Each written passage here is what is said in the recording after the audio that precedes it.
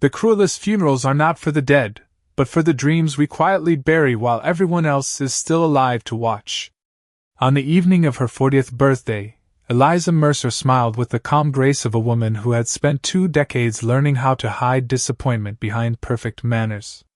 The dining room of Larkspur House glowed beneath warm candlelight, reflecting softly against old window panes that overlooked endless rows of lavender fields fading into the cool autumn dusk along the rolling hills of Renford Downs. The scent of dried herbs drifted through the open windows, carrying memories that seemed older than the house itself. Around the long oak table, neighbors, distant relatives, and respected families from the valley exchanged pleasant conversation over roast chicken, fresh bread, and blackberry preserves prepared by Eliza's own hands. They praised the gardens she had restored, admired the herbal remedies she crafted for struggling families, and complimented the peaceful beauty of Larkspur House, yet none of them asked whether she had ever wished for a different life. That question had disappeared years ago. Instead, they spoke of younger women preparing for engagements, of daughters selecting wedding gowns, of grandchildren filling old estates with laughter. Eliza listened with a gentle smile that revealed nothing of the ache quietly resting beneath it. Her father, Samuel Mercer, watched her from across the table with loving concern, knowing every polite smile cost his daughter more than anyone else could ever understand. When Eliza excused herself to bring another pot of tea from the kitchen, the conversation shifted almost immediately. Lucille Pembroke leaned comfortably against her chair and lowered her voice just enough to invite curiosity without pretending discretion. "Samuel," she said with a sympathetic sigh that carried more judgment than kindness, "have you considered leaving Larkspur to your nephew instead? A property like this deserves a family that will continue after you're gone. Eliza has always been devoted, of course, but time has made certain decisions for her." A few uncomfortable smiles appeared around the table. Someone quietly cleared a throat. Another guest avoided looking toward the doorway. Then Lucille added the sentence that settled over the room like cold mist. 40 is a respectable age to stop hoping for a husband." No one laughed loudly. They didn't need to. Their silence carried enough agreement to wound. Standing unseen beyond the doorway, Eliza remained perfectly still, one hand resting upon the silver teapot she had carried only moments before. Her breathing slowed instead of quickening. Years earlier, words like those would have sent her upstairs in tears. Not tonight. Tonight they felt strangely familiar, like an old winter coat she had worn so often it no longer surprised her with its weight. She returned to the dining room with steady steps, filled every waiting cup without spilling a single drop, and thanked each guest for coming as though nothing had happened. When everyone finally gathered their coats and disappeared into the cool October evening, Larkspur House settled into peaceful silence. Samuel lingered near the fireplace, preparing to apologize for words he had never spoken, but Eliza gently touched his arm before he could begin. "Please don't," she whispered with a quiet smile. "They only said aloud what the world has believed for years." She climbed the familiar staircase alone, entered the bedroom that had been hers since childhood, and opened the small cedar drawer beside the window. Inside rested a pale ivory ribbon, carefully folded despite the passing years. Her mother had placed it there shortly before her passing and had once laughed softly while saying, "Save this for the morning you become a bride." Eliza lifted the ribbon into the candlelight, her fingertips tracing its delicate edges before laying it back exactly where it had rested for nearly 20 years. She closed the drawer with remarkable gentleness, almost as though she feared disturbing the dream sleeping inside it. Looking toward the moonlit lavender fields beyond the glass, she spoke not with bitterness, but with peaceful certainty. "I'm finished waiting." Downstairs, a carriage rolled quietly through the front gates. A tall gentleman stepped onto the stone path, removed his gloves, and asked the butler in an even, composed voice, "Would Mr. Samuel Mercer grant me a private conversation this evening?" No one in the house yet realized the stranger standing beneath the lantern light was Graham Westcott, Duke of Ashbourne, or that before the night surrendered to dawn, he intended to ask a father for the hand of the daughter who had just buried her final hope. Samuel Mercer did not answer immediately. The fire crackled softly inside the library of Larkspur House, its golden light dancing across shelves filled with weathered journals, botanical sketches, and generations of family records. Across from him, Graham Westcott stood with the quiet composure of a man who had spent his entire life being obeyed, yet there was nothing commanding in his posture now. He waited with remarkable patience, his gloves resting upon the edge of the desk, his gray eyes fixed not upon the room but upon the older gentleman before him.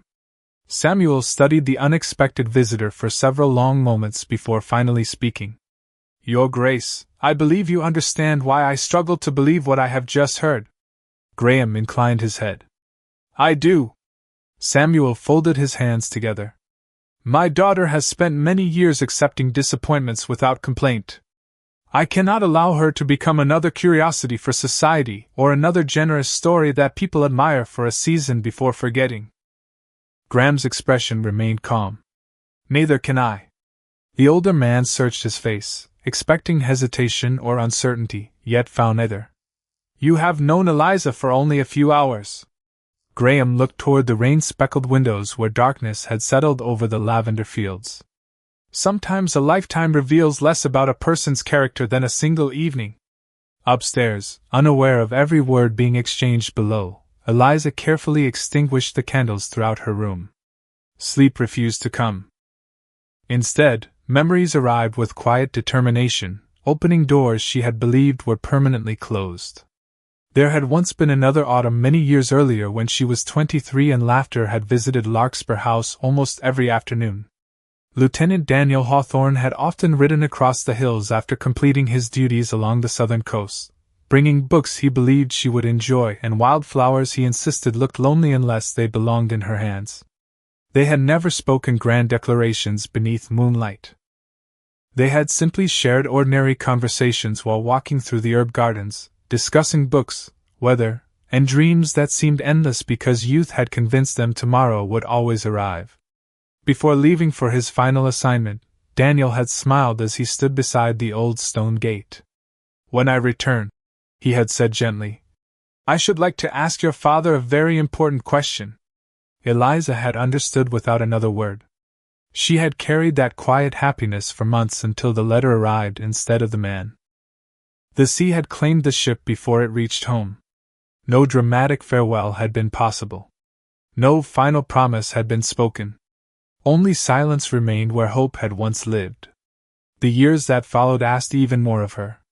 Caroline, her younger sister, had fallen seriously ill before reaching her 19th birthday. Doctors traveled from neighboring counties, offering expensive treatments that rarely helped. Eliza sold jewelry inherited from her mother, postponed improvements to the house, and quietly declined invitations that would have carried her into society once more. Two respectable gentlemen eventually asked permission to court her. Both were kind men. Both would have offered comfortable lives.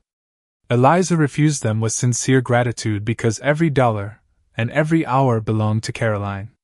She never regretted the decision. Love willingly sacrificed had never seemed like sacrifice at all. After Caroline passed away, the seasons continued without asking whether anyone was ready for them. Larkspur House needed repairs. The herb gardens demanded constant care. Tenant families relied upon Eliza's remedies each winter when illness spread through the valley. Children gathered inside the old conservatory every cold season because she believed reading should never belong only to the wealthy. Slowly, almost without noticing, birthdays accumulated.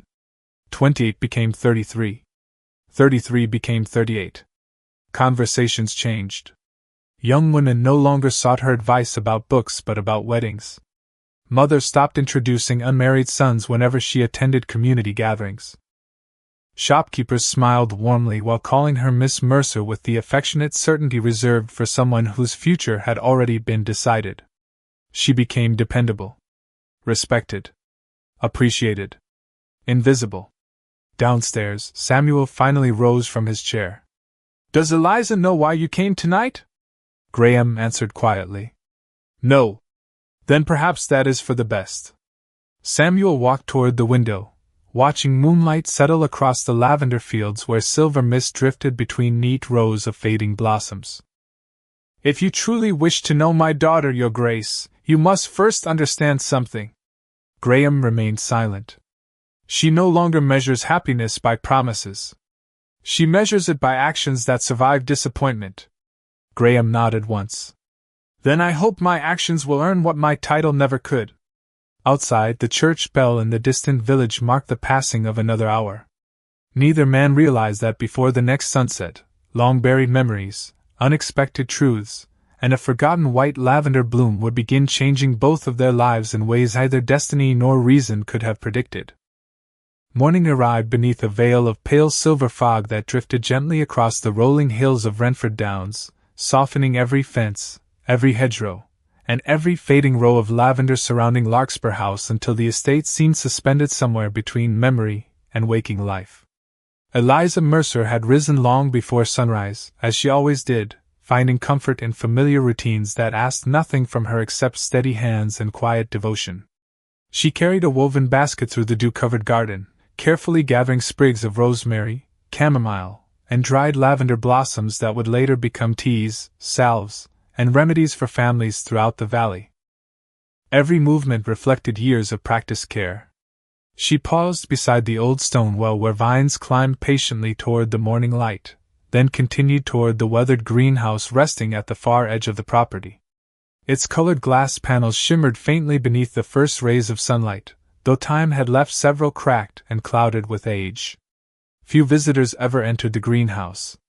It had once belonged to her mother and later became Caroline's favorite sanctuary, a place where rare herbs and forgotten flowers had flourished beneath careful hands.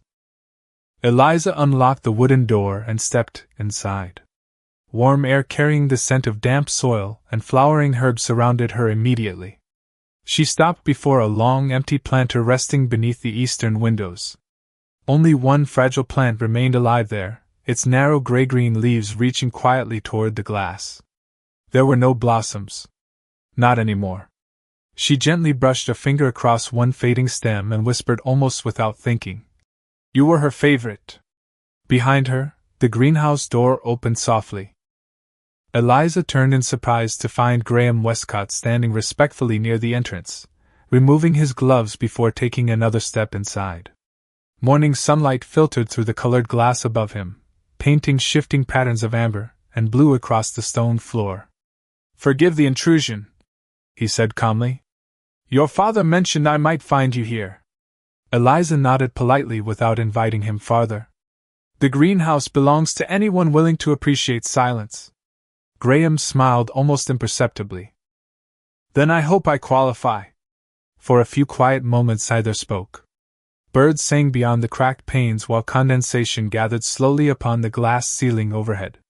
Finally Graham approached one of the empty planting tables, his attention lingering upon the faded labels arranged with remarkable care. "Your collection is extraordinary," he observed. "There are varieties here I have not seen in years." Eliza continued trimming dried leaves with a small pair of gardening shears. "Many disappeared from commercial gardens long ago.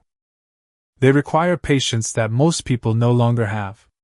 Graham rested his hand lightly against the edge of the planter containing the solitary surviving herb. "Including white lavender?" The shears stopped moving. Eliza lifted her eyes slowly until they met his.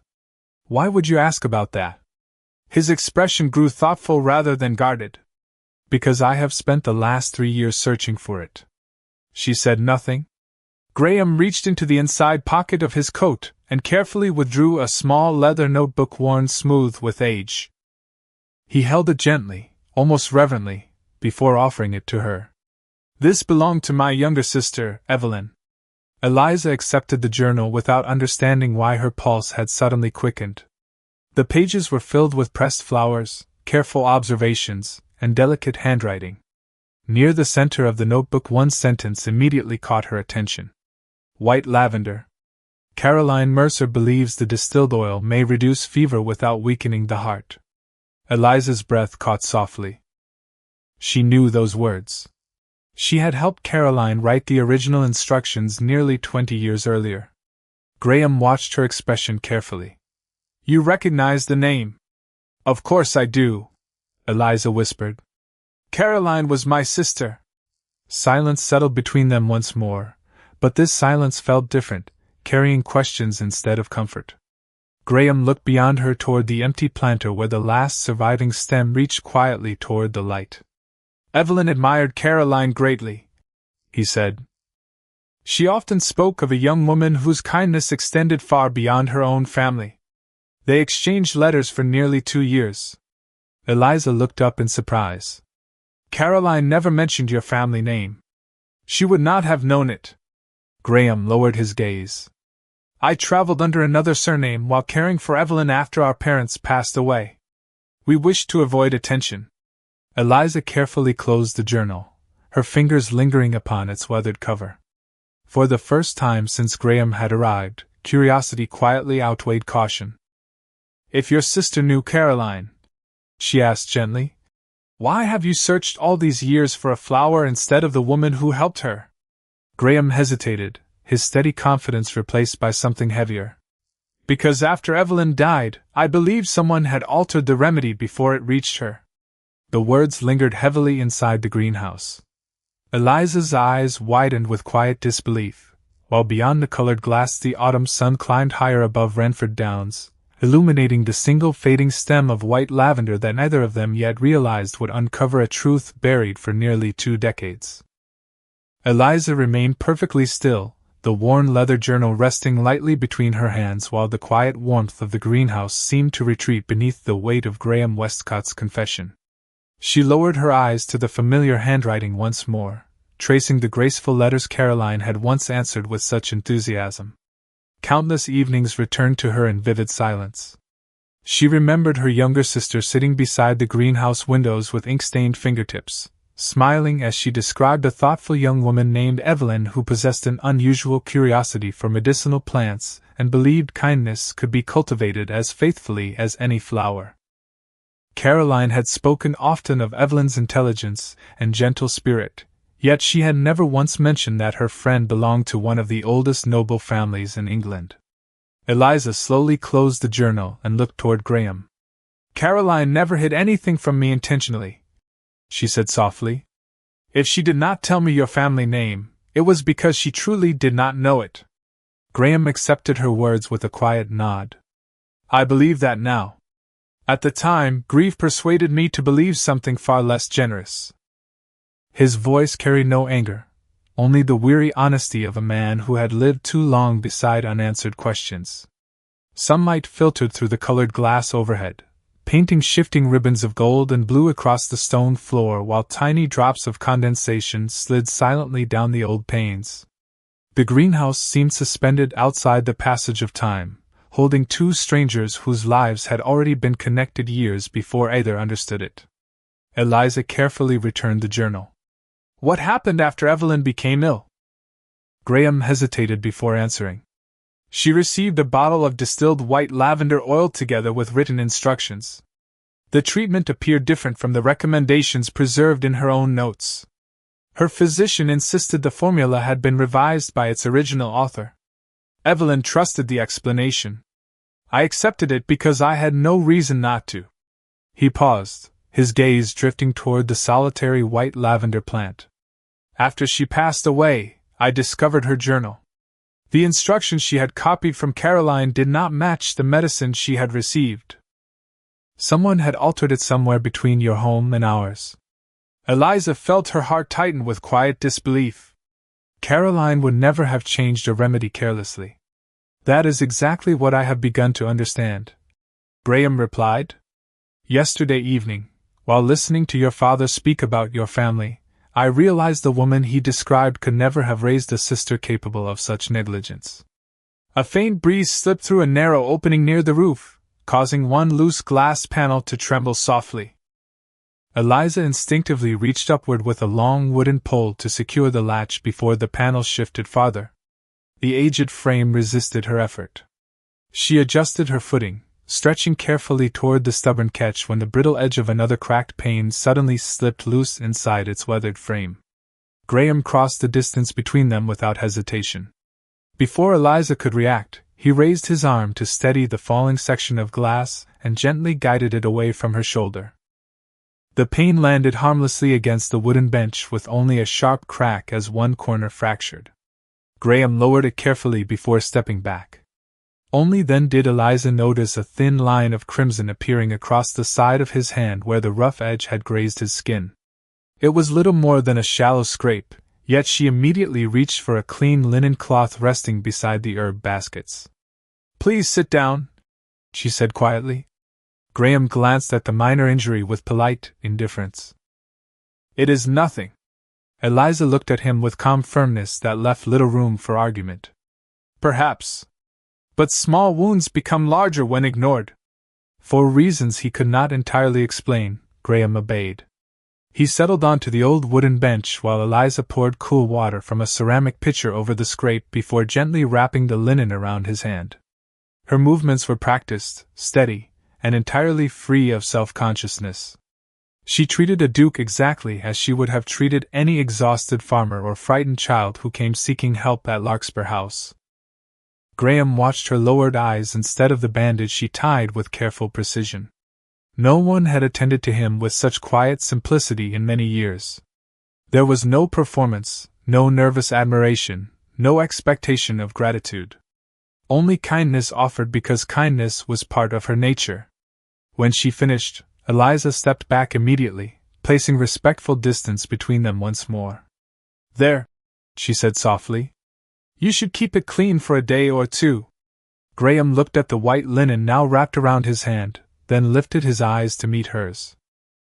"Miss Mercer," he said after a long silence, "I came here searching for the truth about my sister. I did not expect to discover that I had misunderstood yours." Outside, the church bell carried faintly across the lavender fields as another autumn morning unfolded, while somewhere beyond the hills a messenger rode steadily toward Renford village carrying news that would soon spread through the valley faster than either Eliza or Graham could possibly imagine. The news arrived in Renford village long before either Eliza Mercer or Graham Westcott stepped beyond the gates of Larkspur House. By midday, every merchant arranging apples beneath striped awnings, every blacksmith pausing beside a glowing forge, and every woman selecting flour inside the general store had already heard that the Duke of Ashbourne had spent the previous evening at the Mercer estate. No one knew the reason for his visit, yet uncertainty rarely prevented gossip from growing into certainty. By the time Eliza entered the village square carrying a basket filled with dried herbs and fresh loaves for several elderly neighbors, conversations quieted almost imperceptibly before beginning again the moment she passed. She recognized the familiar pattern without allowing it to disturb her expression. The same people who had once pitied her now studied her with open curiosity. She greeted each of them with the same gentle kindness she always had, delivering medicine to an aging widow, exchanging recipes with the baker's wife, and stopping to comfort a frightened little boy whose scraped knee seemed to him a terrible injury. She knelt without hesitation, cleaned the small scratch with water from her canteen, and wrapped it with a narrow strip of clean linen from her basket. The child smiled through grateful tears before running back toward his waiting mother. Eliza watched him disappear with quiet satisfaction, unaware that Graham had witnessed the entire moment from across the square. He had arrived only minutes earlier after meeting with the village magistrate regarding estate matters, yet instead of announcing himself, he remained near the old stone fountain observing the woman everyone insisted had lived an ordinary life. Nothing about her seemed ordinary to him anymore. She carried herself with remarkable dignity despite whispers that followed every step, giving her attention freely to strangers without once seeking recognition in return. The realization settled deeper within him that society had mistaken visibility for value. While others measured beauty by youth and importance by marriage, Eliza had quietly become the heart of an entire community without demanding applause. Before Graham could cross the square, a polished carriage stopped near the market entrance. Lucille Pembroke stepped gracefully onto the cobblestones dressed in rich burgundy silk that immediately drew admiring glances. Her smile appeared warm until she noticed Eliza standing beside the herb stall. She approached with carefully measured elegance, ensuring enough people stood nearby to hear every word. "Miss Mercer," she said sweetly, "how delightful to see you looking so refreshed this morning. I imagine unexpected visitors make birthdays far more memorable than one anticipates." Several shoppers glanced toward them while pretending interest in nearby produce. Eliza met Lucille's smile with calm politeness. "Good afternoon, Miss Pembroke." Lucille folded her gloves neatly between elegant fingers. "Word travels quickly in a quiet valley. Imagine everyone's surprise upon learning that His Grace honored your home with such an unusually long visit. One cannot help wondering whether charity occasionally wears the appearance of admiration." The words floated gently through the crisp autumn air, wrapped in perfect manners yet sharpened by unmistakable cruelty. A few uncomfortable faces turned away while others waited eagerly for Eliza's response. She lowered her eyes briefly before answering with remarkable composure. "Kindness should never be mistaken for weakness, Miss Pembroke. Nor should assumptions ever be confused with truth." Lucille laughed softly. "Of course not. Still, a gentleman of such standing often feels obligated to comfort those whose opportunities have quietly passed them by." Before Eliza could reply, another voice entered the conversation with quiet authority. "Miss Pembroke." Graham had crossed the square without haste, his steady footsteps alone drawing every nearby conversation into silence. He stopped beside Eliza, not before her and not behind her, but exactly at her side. His gaze rested calmly upon Lucille. "You speak often of charity," he said evenly. "Perhaps because genuine respect has become unfamiliar to you." Lucille's confident smile faltered. "Your Grace, I intended no offense." "Intent is measured by effect," Graham answered. "And I have observed enough to judge both." The square fell completely silent. Even the horses seemed strangely still. Graham turned toward Eliza, offering his arm with effortless courtesy rather than theatrical display. "Miss Mercer, would you honor me by walking with me through the market? There are several matters concerning your family's greenhouse that I would value discussing." Eliza looked first at the offered arm and then into his calm gray eyes. She understood immediately what everyone else believed they were witnessing. To the villagers, a powerful duke was rescuing an overlooked woman from public embarrassment.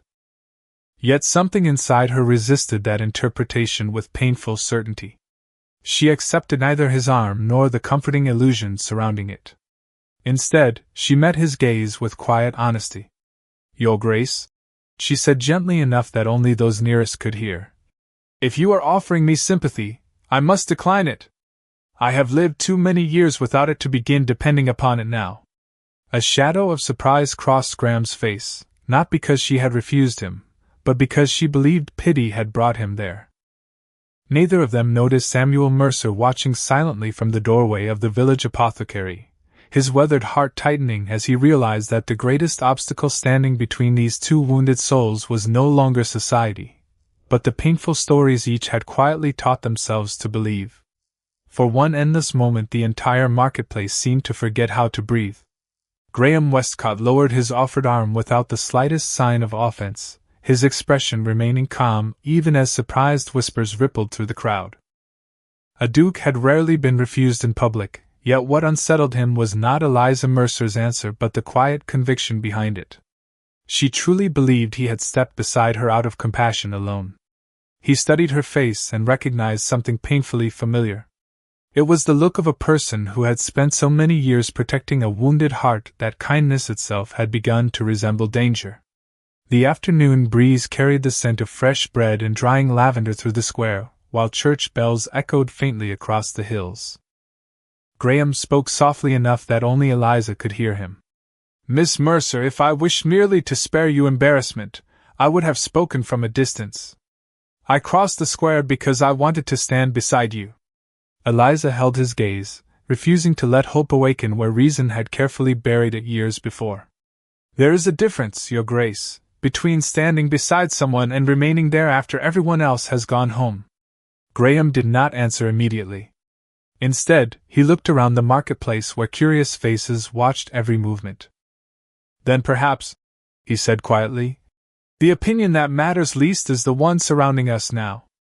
Without another word he stepped back, offering her complete freedom rather than pressing her further. That single decision unsettled Eliza more deeply than any argument could have. Most men she had known either insisted upon being understood, or walked away offended when they were not. Graham did neither. He simply respected the boundaries she had drawn. Lucille Pembroke recovered her composure quickly, though the confidence in her smile no longer reached her eyes.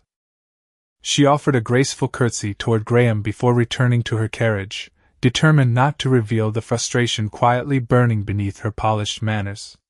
As the carriage disappeared beyond the village green, conversations gradually resumed, but they carried a different tone now. The whispers no longer questioned why the Duke had visited Larkspur House. Instead, they wondered why the woman everyone had dismissed had refused the attention that countless younger ladies would have accepted without hesitation. Eliza collected her basket and finished delivering the remaining bundles of herbs before beginning the familiar walk home. She welcomed the long country road stretching through golden fields because silence had always helped her untangle thoughts that words only complicated. Above her, clouds drifted lazily across the wide autumn sky while scattered leaves circled gently over the narrow lane leading toward Larkspur House.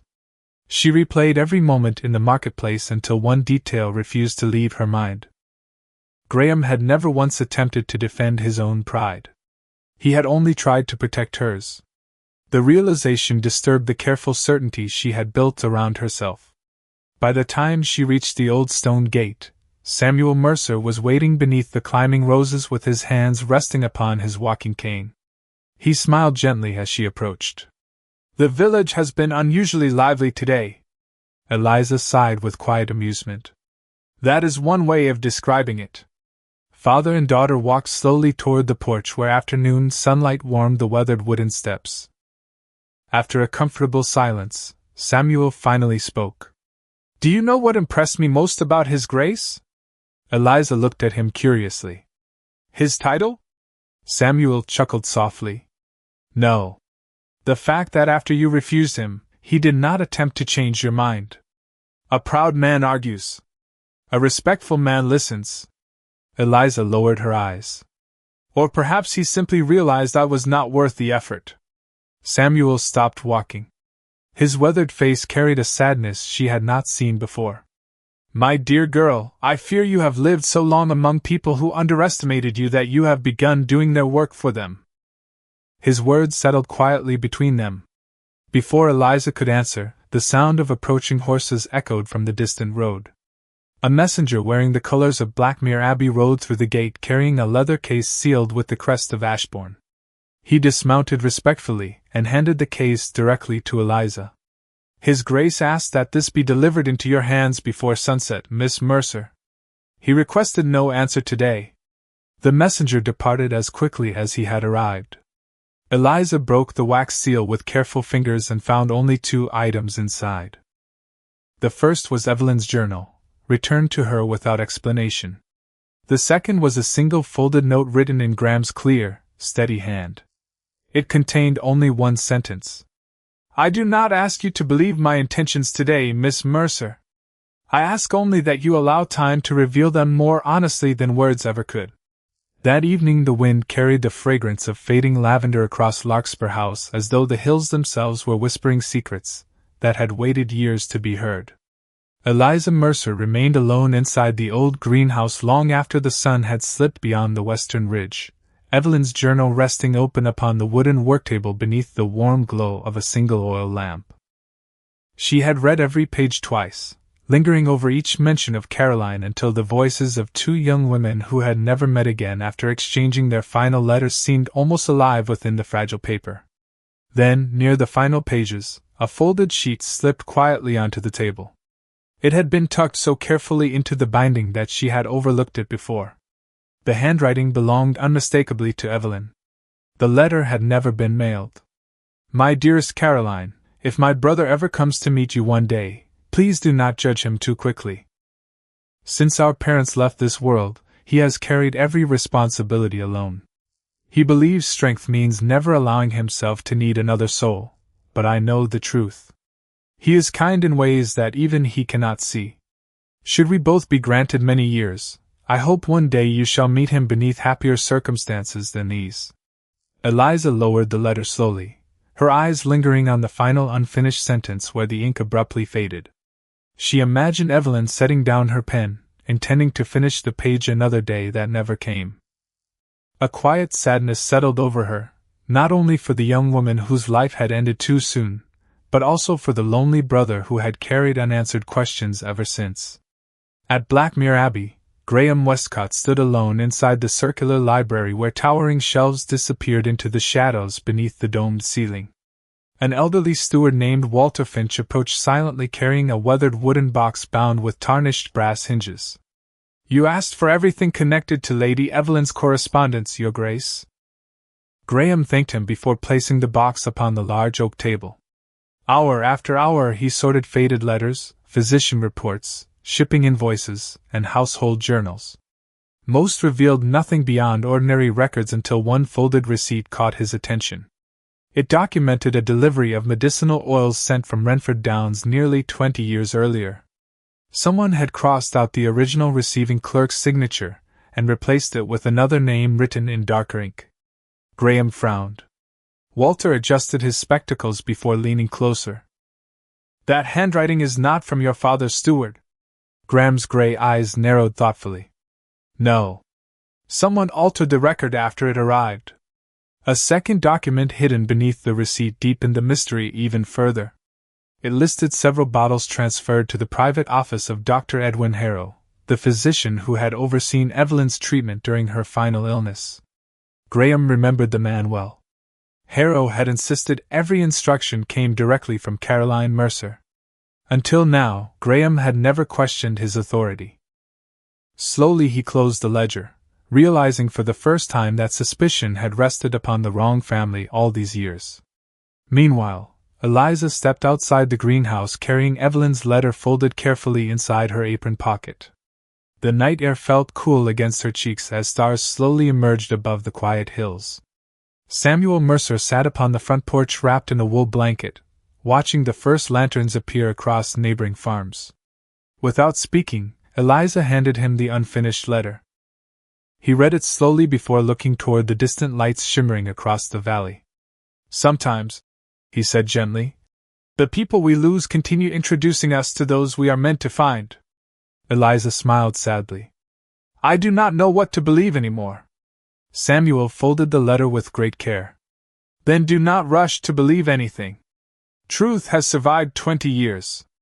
It can wait a little longer for your heart to catch up."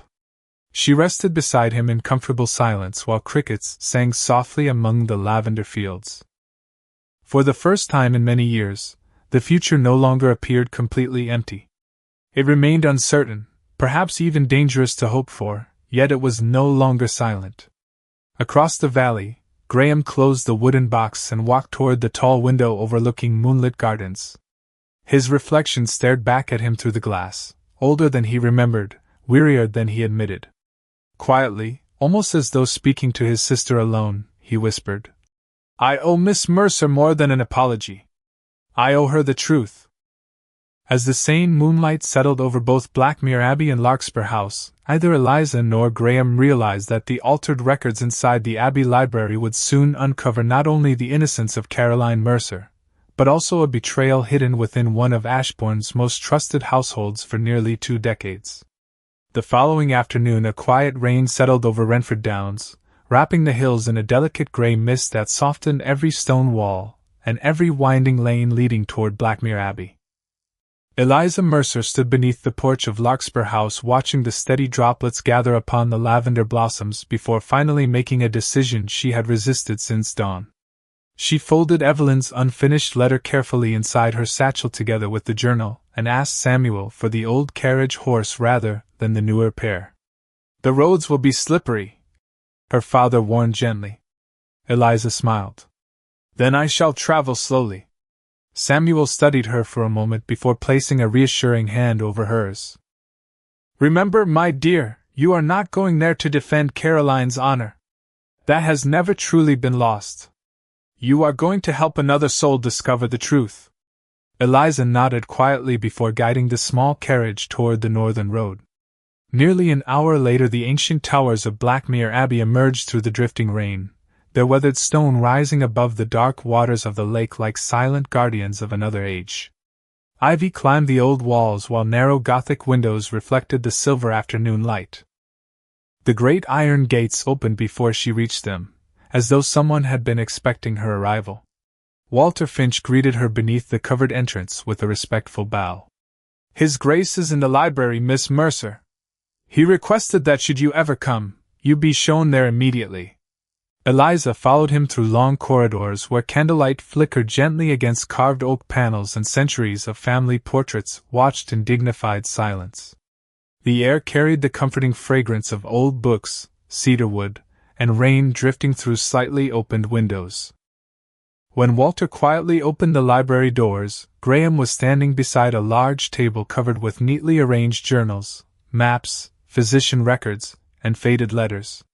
He looked up the moment she entered. Surprise crossed his face only briefly before giving way to genuine relief. "I hoped you might come," he admitted. Eliza removed her gloves slowly. "I almost did not." Graham gestured toward the documents spread before him. "Then I am grateful you changed your mind." For several moments they examined the records together without speaking. Graham finally placed the altered shipping receipt beside Evelyn's journal. The receiving signature was changed after the package arrived. Walter confirmed the handwriting belongs to neither my father's steward nor any member of our household staff. Eliza studied the darker ink carefully before opening Evelyn's notebook beside it. Her eyes moved thoughtfully across the pages until they stopped at one particular date. "Look here," she whispered. "Evelyn wrote that Caroline promised to send 2 bottles. One for immediate treatment, and another sealed for comparison if questions ever arose." Graham searched the table quickly. "Only 1 bottle appears in the inventory." Eliza's expression grew thoughtful rather than alarmed. "Then the 2nd bottle never reached your sister." Graham slowly realized the implication. Someone had intercepted it before the treatment began. Before either could speak again, Walter approached carrying another leather folder recently discovered inside an unopened cabinet. "Your Grace, I found this among Dr. Harrow's archived financial papers." Graham accepted the folder and opened it carefully. Inside rested several payment records bearing the physician's signature together with receipts for unusually large deposits made during the same month Evelyn became ill. One name appeared repeatedly beside every transaction: Lucius Pembroke. Eliza's eyes widened. "Pembroke?" Graham nodded slowly, remembering immediately. "Lucille Pembroke's uncle. He served for many years as business advisor to my late father." The room grew very still. Neither accusation nor anger entered their voices. Instead, an unsettling clarity began replacing years of painful uncertainty. Graham looked toward Eliza with quiet remorse. "If these records mean what I believe they mean, your sister carried blame that never belonged to her." Eliza lowered her eyes, fighting unexpected tears that were born not from sorrow but from the possibility that Caroline's name might finally be restored. Graham stepped no closer than courtesy allowed. "Miss Mercer," he said softly, "I cannot undo the years that misunderstanding has stolen from either of us. But I give you my word that I will not allow the truth to remain hidden any longer." Eliza met his steady gaze, and for the first time since he had entered her life, she no longer saw a powerful duke standing before her. She saw a weary man carrying regret with quiet dignity, willing to confront painful truths even when they reached into the history of his own family. Outside the tall library windows, the rain slowly began to fade, and a narrow beam of late afternoon sunlight broke through the clouds, casting a warm ribbon of light across the scattered documents, as though the long-hidden past itself had finally begun stepping out of the shadows.